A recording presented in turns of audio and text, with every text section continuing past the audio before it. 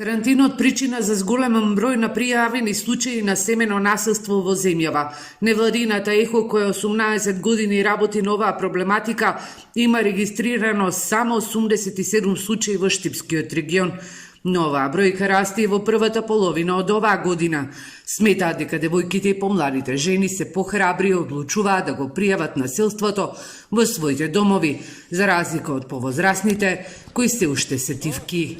Кај нас е зголемен бројот, особено на млади девојки кои што многу рано стапиле во брак и кои што сваќаат, можат да го идентификуваат и да го препознаат насилството и дефинитивно тие се многу побрзо се решаваат да го прекинат тој ланец на насилство, затоа што се свесни дека може да настане трансгенерацијски пренос на насилството.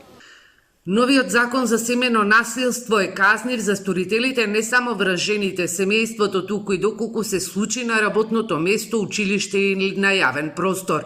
Статистиката на ЕХО говори дека висок е и процентот на решени насилства. Мултисекторскиот тим во Штип, кој што се состои од представници од полиција, од обвинителство, од судство, од здравство, општината, од Центарот за социјална работа е прилично ефикасен, многу ажурен и благодарение на тоа можем да се пофалам дека можеби имаме најдобар исход на случаите со кои што ние работиме во нашата земја. Пеева смета дека низ годините институциите и ЕХО воспоставиле добра соработка и затоа имаат и висок процент на решени случаи.